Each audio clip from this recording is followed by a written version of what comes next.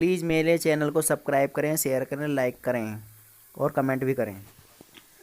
आज की इस वीडियो में हम हाई स्कूल का लेसन 1 रासायनिक अभिक्रिया एवं समीकरण पर आधारित प्रैक्टिस सेट लेकर आए हैं। क्योंकि इस बार से बोर्ड परीक्षा में 20 बहुविकल्पीय प्रश्न आएंगे, इसलिए प्रत्येक लेसन के 20-20 बहुविकल्पीय क्वेश्चनों का सेट बनाया है, जो बहुत ही इम्पोर्टेंट है। इनमें से बोर्ड में प्रश्न जरूर फंस जाएंगे। तो प्रैक्टिस सेट पहला देखते हैं। इसमें 20 प्रश्न हैं। पहले प्रश्न को देखते हैं। पहला प्रश्न है, श्याम सेठ फोटोग्राफी में प्रयुक्त होता है। तो इसका आंसर, आप भी अपना आंसर गैस करें, जिससे कि आपको ये पता चल पाए कि हम 20 में से कितने क्वेश्चन सोल्व कर सकते हैं या हमारी तैयारी कितनी है। तो आप पहले अपने आंसर का गैस लगाएं, फिर मैं सही बताऊंगा, उसके अनुसार आप देखें कि आपका सही है या गलत है। उससे आपको आकलन होगा कि हमारी कितनी तैयारी है। तो जैसा कि पहला क्वेश्चन है, श्याम श्वेत फोटोग्राफी में प्रयुक्त होता है। तो श्याम श्वेत फोटोग्राफी में AgCl प्रयुक्त होता है। आंसर हो गया AgCl, silver chloride. Question number 2 पर आते हैं। क्वेश्चन नंबर 2 है, अम्लों से हाइड्रोजन हटाने वाली धातु है। यानी पहले दिया ऑप्शन Zn, दूसरा है Cu, तीसरा है Ag, चौथा है Hg। तो इन चारों ऑप्शन में से कौन सा सही होगा, ये हमें बताना है। तो इन चारों ऑप्शन में से Zn सही होगा। Zn आंसर इसका हो गया। क्यों होगा? क्योंकि विद्युत रसायन श्रेणी में Zn हाइड्रोजन से ऊपर आता है। बाकी ये तीनों धातुएं Cu, Ag, Hg हाइड्रोजन से नीचे आती हैं, इसलिए ये अम्लों से हाइड्रोजन को नहीं हटा सकती। तीसरा क्वेश्चन देखेंगे। तीसरा क्वेश्चन है, चिप्स की थैली में भरी जाने वाली गैस है। यानी चिप्स की जो थैलियाँ होती हैं, पैकेट होते हैं, उसमें कौन सी गैस भरी जाती है। पहला ऑप्शन है अमोनिया, दूसरा है नाइट्रोजन, तीसरा है कार्बन डाइऑक्साइड, चौथा है सल्फर डाइऑक्साइड। तो हमें इनमें से सही आंसर बताना है। तो इनमें से सही आंसर है नाइट्रोजन। नाइट्रोजन सही आंसर होगा। क्यों होगा? क्योंकि नाइट्रोजन इन सभी गैसों में बहुत कम क्रियाशील गैस है और वो चिप्स में की थैली में चिप्स को ख़राब होने से भी रोकती है। कम क्रियाशील है क्योंकि अमोनिया, कार्बन डाइऑक्साइड और सल्फर डाइऑक्साइड इन सभी से कम क्रियाशील होती है नाइट्रोजन, इसलिए नाइट्रोजन को चिप्स की थैली में भरा जाता है। चौथा क्वेश्चन है, कैल्शियम फास्फेट का रासायनिक सूत्र है। तो कैल्शियम फास्फेट का रासायनिक सूत्र, पहला ऑप्शन दिया है CaPO3 का होल ट्वाइस, दूसरा है CaPO3, तीसरा है Ca3PO4 का होल ट्वाइस, चौथा है Ca P2O4। तो इसमें तीसरा ऑप्शन सही होगा, Ca3PO4 का होल ट्वाइस सही होगा। क्योंकि कैल्शियम फास्फेट यानी कैल्शियम और फास्फेट दो चीज़ों से मिलकर बना है। तो कैल्शियम की ऑक्सीकरण संख्या 2 होती है, जो FO4PO4 यानी फास्फेट पर लगी है, और फास्फेट की ऑक्सीकरण संख्या 3 होती है, जो कैल्शियम पर लगी है। यानी एक दूसरे पर इनकी ऑक्सीकरण संख्या लग जाती है जब सूत्र लिखा जाता है इनका। तो इसलिए सही सूत्र जो होगा कैल्शियम फास्फेट का Ca3PO4 का होल ट्वाइस होगा। अगला क्वेश्चन आता है, मैग्नीशियम धातु का वायु में जलना एक उदाहरण है। यानी किस प्रकार का उदाहरण है? A भौतिक परिवर्तन का, B रासायनिक परिवर्तन का, C उत्क्रमणीय अभिक्रिया का, D इनमें से कोई नहीं। तो मैग्नीशियम धातु का वायु में जलना एक रासायनिक परिवर्तन है, क्योंकि जब हम मैग्नीशियम को वायु में जलाएंगे, मान लो 2Mg+O2 ऑक्सीजन में हमने जलाया, तो ये बन जाएगा 2MgO बन जाएगा।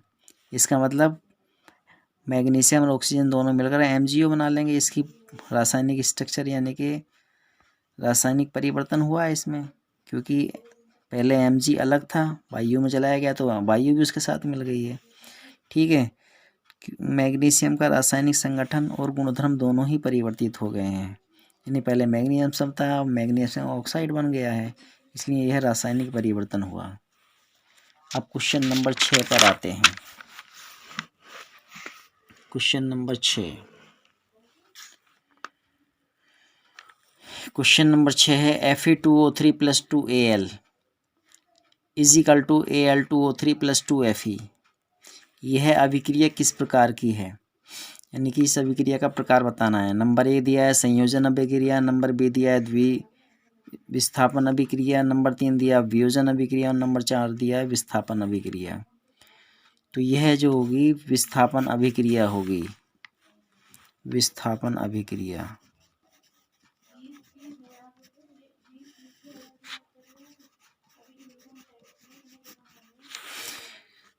क्यों होगी?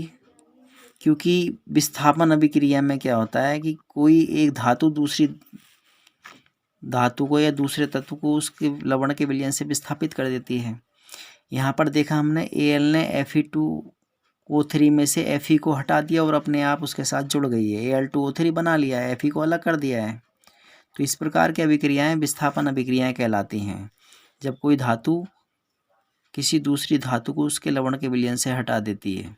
तो यहाँ एल्युमिनियम ने Fe2O3 में से Fe को हटा दिया है और अपने आप उसके साथ जुड़ गया है, तो ऐसी अभिक्रियाएं विस्थापन अभिक्रियाएं कहलाती हैं। अगला क्वेश्चन आता है BaCl2 + H2SO4 = BaSO4 + 2HCl किस प्रकार की अभिक्रिया है? नंबर 1 योगात्मक अभिक्रिया, नंबर 2 निराकरण अभिक्रिया, नंबर 3 अपक्षेपण अभिक्रिया, नंबर 4 इनमें से कोई नहीं। तो इनका सही ऑप्शन होगा अपक्षेपण अभिक्रिया, सी अपक्षेपण अभिक्रिया। अपक्षेपण अभिक्रिया क्योंकि जिनमें अभिकारक यौगिक के आयनों अथवा मूलक के परस्पर विनिमय द्वारा नए उत्पाद बनाते हैं, वे विनिमय अभिक्रिया या द्विविस्थापन अभिक्रियाएं कहलाती हैं।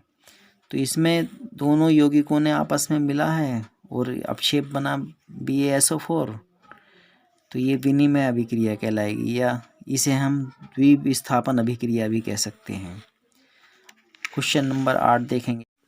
क्वेश्चन नंबर 8 चांदी के ऊपर काली परत चढ़ने की क्रिया को कहते हैं, यानी कि चांदी के ऊपर काली परत चढ़ने का मतलब है उस पर कुछ न कुछ खराबी हो जाना, यानी चांदी काली पड़ गई है, इसका मतलब इस क्रिया को हम संक्षारण कहेंगे।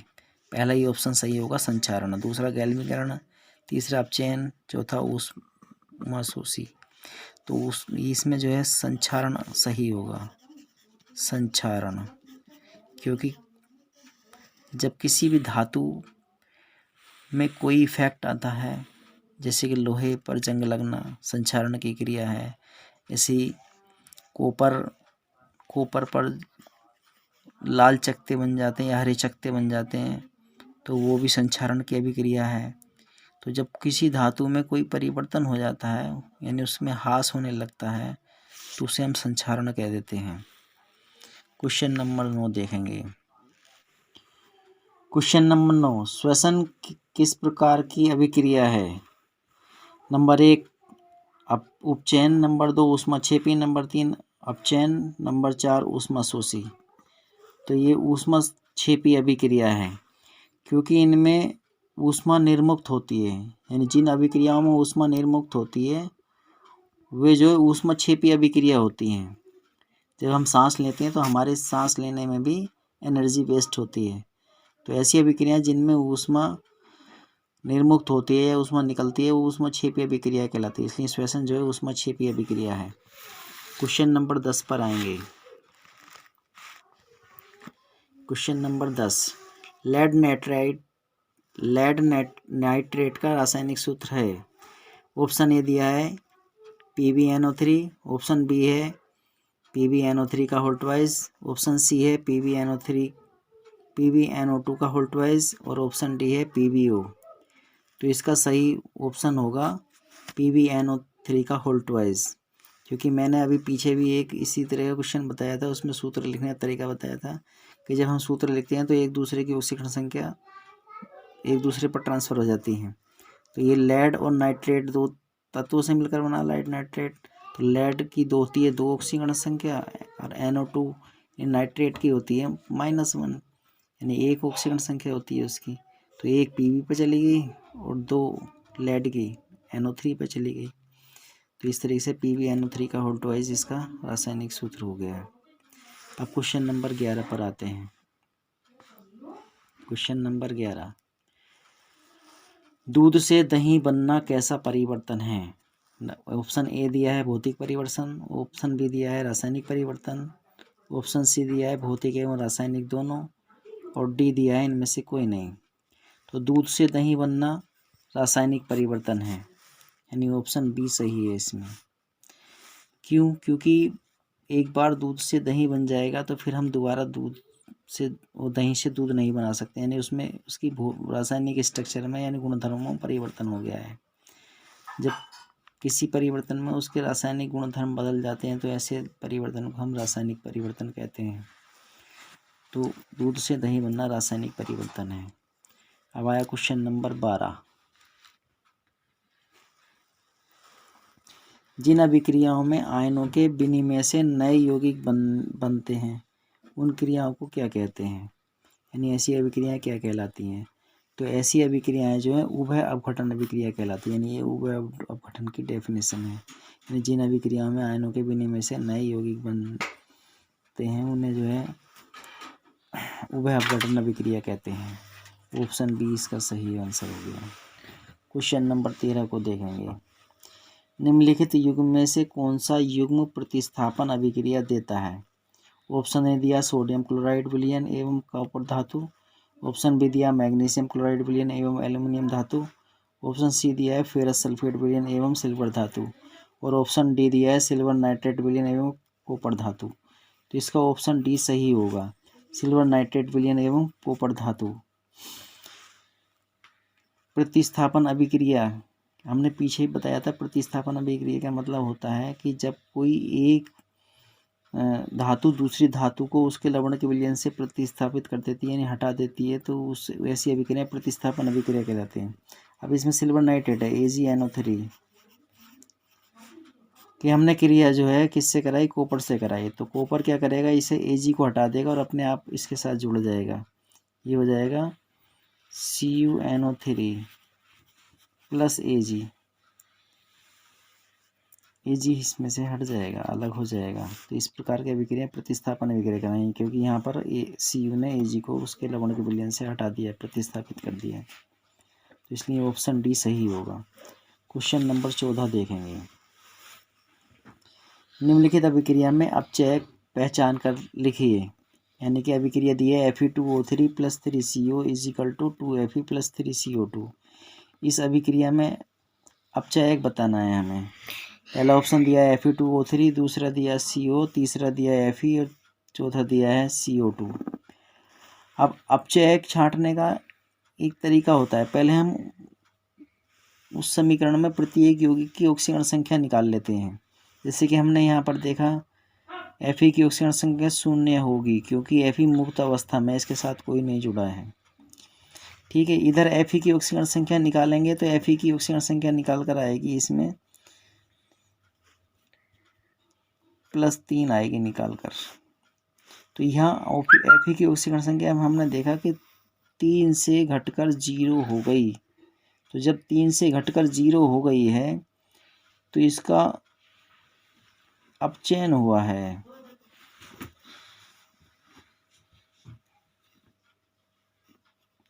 ठीक है, और CO की ऑक्सीकरण संख्या यहाँ, क्योंकि यहाँ कमी हुई है तो CO की ऑक्सीकरण संख्या में यहाँ पर वृद्धि होगी। 100% निकाल कर देख लेंगे। यहाँ कार्बन की निकालेंगे तो यहाँ कार्बन की निकाल कर +2 आएगी, और यहाँ कार्बन की निकालेंगे तो यहाँ कार्बन की निकाल कर +4 आएगी। ठीक है, तो यहाँ 2 से बढ़कर 4 हो गई है, तो यहाँ इसका ऑक्सीकरण हुआ है। तो अभिक्रिया में जिस पदार्थ का ऑक्सीकरण होता है वो तो अपचयक कहलाता है, और जिसका अपचयन होता है वो ऑक्सीकारक कहलाता है। तो इसमें अपचयक पूछ रहा था, तो अपचयक जो होगा वो CO होगा, CO, क्योंकि यहाँ पर CO की ऑक्सीकरण संख्या +2 से बढ़कर +4 हो गई है। तो जब ऑक्सीकरण संख्या में वृद्धि होती है तो उस अभिक्रिया को ऑक्सीकरण कहते हैं, लेकिन उस पदार्थ को जो है हम अपचयक कहेंगे। ठीक है, तो CO का इस अभिक्रिया में ऑक्सीकरण हुआ है CO2 में, तो यहाँ CO जो हो गया वो अपचयक हो गया है। क्वेश्चन नंबर 15 देखेंगे। निम्नलिखित अभिक्रिया में ऑक्सीकारक पहचान कर लिखिए। वहाँ हमने अपचयक लिखा था, इस अभिक्रिया में ऑक्सीकारक लिखना है। प्रोसीजर वही होगी इसमें भी, कि हम देखेंगे कि किस सभी की ऑक्सीकरण संख्या निकाल कर देखेंगे किसकी ऑक्सीकरण संख्या में वृद्धि हुई है, किसकी में कमी हुई। यहाँ देखा हमने CO सिंगल है, Cl2 सिंगल है, तो इसकी ऑक्सीकरण संख्या 0 होगी। इधर Cl की ऑक्सीकरण संख्या निकालेंगे HCl में, तो यहाँ निकाल कर आएगी +1, तो यहाँ +1 से घटकर 0 हो गई, कमी हुई। तो कमी होती है तो अपचयन होता है, अपचयन। ठीक है, यहाँ MnO2 की ऑक्सीकरण संख्या में वृद्धि हो जाएगी MnCl2 में। ठीक है, ताकि इसमें जो होगा, क्योंकि यहाँ ऑक्सीकरण संख्या हमने बताया +1 से 0 हो गई, कमी हो गई। ठीक है, तो जिसकी ऑक्सीकरण संख्या में कमी होती है वो ऑक्सीकारक कहलाता है, क्योंकि उसका अपचयन होता है। तो यहाँ HCl जो होगा वो ऑक्सीकारक होगा, आंसर हो जाएगा इसका HCl। अगला क्वेश्चन देखेंगे, क्वेश्चन नंबर 16। क्वेश्चन नंबर 16 में पूछा गया है, निम्नलिखित में से कौन सी गैस को ताज़ा तेल के नमूने के लंबे समय तक परिरक्षण यानी भंडारण के लिए उपयोग किया जा सकता है। तो ऑप्शन पहला दिया है इसमें कार्बन डाइऑक्साइड या ऑक्सीजन, दूसरा दिया नाइट्रोजन या ऑक्सीजन, तीसरा दिया कार्बन डाइऑक्साइड या हीलियम, चौथा दिया हीलियम या नाइट्रोजन। तो इस तरीके का क्वेश्चन एक पीछे भी आया था, हमने उसमें भी बताया था कि जो कम क्रियाशील गैस होती है या अक्रिय गैस होती है उसी का हम यूज़ करते हैं परिरक्षण के लिए, क्योंकि वो क्रिया नहीं करने देती। तो जब क्रिया नहीं होगी उसमें तो वो खराब भी नहीं होगी। तो यह हीलियम और नाइट्रोजन, यानी हीलियम तो अक्रिय गैस ही है, नाइट्रोजन बहुत कम क्रियाशील गैस है, इसलिए इन दोनों का मिश्रण ही यूज़ करेंगे हम, यानी ऑप्शन डी सही हो गया इसमें। अगला क्वेश्चन है क्वेश्चन नंबर 17। ऊष्माशोषी अभिक्रिया है। पहला ऑप्शन दिया है N2 + O2 = 2NO - 45 kilo calorie. दूसरा दिया है H2 + I2 = 2HI + 46 kilo calorie. और तीसरा दिया C + O2 = CO2 + 93 kilo calorie.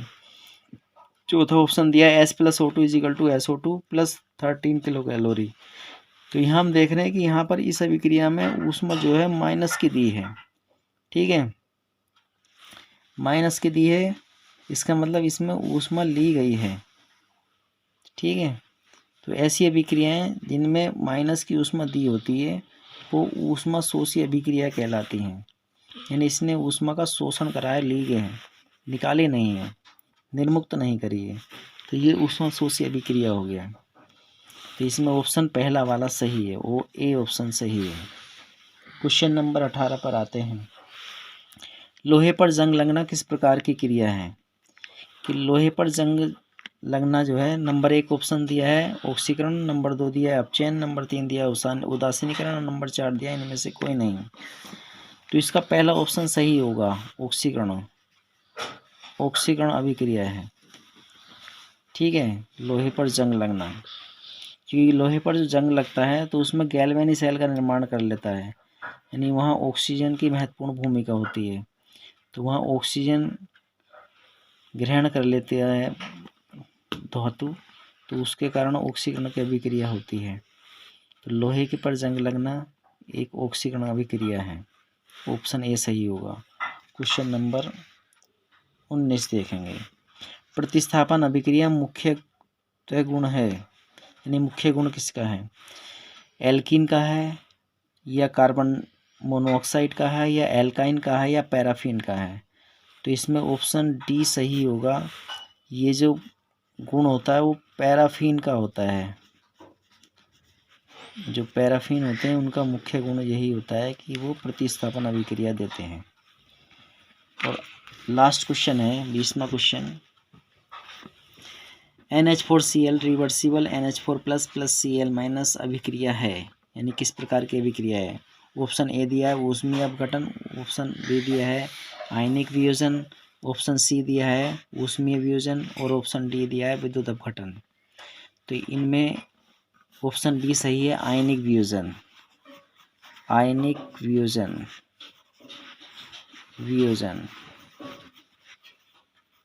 क्यों सही है? क्योंकि यहाँ पर NH4Cl को जब हमने पानी में घोला तो वो आयनों में टूट गया, NH4 प्लस और Cl माइनस, यानी आयनों का विनिमय हुआ है, आयन एक दूसरे में ट्रांसफर हुए हैं, टूटे हैं।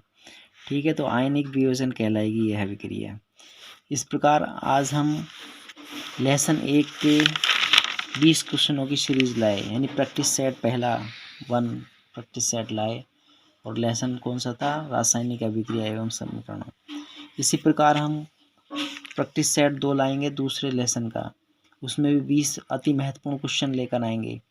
और इस प्रकार आप ये भी देख सकते हैं कि हमने कितनी तैयारी कर रखी है। हम पहले से ही अपने मन में सोच लें कौन सा सही है, और फिर हम जब बताएंगे कि ये वाला ऑप्शन सही है तो आपको पता चल जाएगा कि हाँ हमने गलत अंदाज़ा लगाया या नहीं लगाया।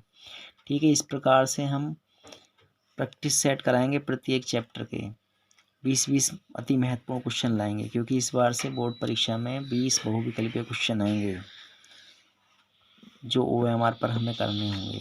इसलिए बहुविकल्पी की भूमिका बहुत महत्वपूर्ण हो गई है बोर्ड परीक्षा की दृष्टि से। तो अगर हमारे प्रैक्टिस सेट आपने कर लिए तो बहुविकल्पीय क्वेश्चन इनमें से बोर्ड में 100% फंस जाएंगे। इसलिए इनकी प्रैक्टिस बार बार करें। अगर हम साथ के साथ अंदाज़ा लगाएंगे तो हमें पता चलेगा कि हमने कितने क्वेश्चन सही करे, फिर हम उसे दोबारा से पढ़ें और जो हमारी गलतियाँ हुई थी उन्हें हम दोबारा से सही कर लेंगे। इस प्रकार आज की वीडियो यहीं समाप्त होती है। Good bye.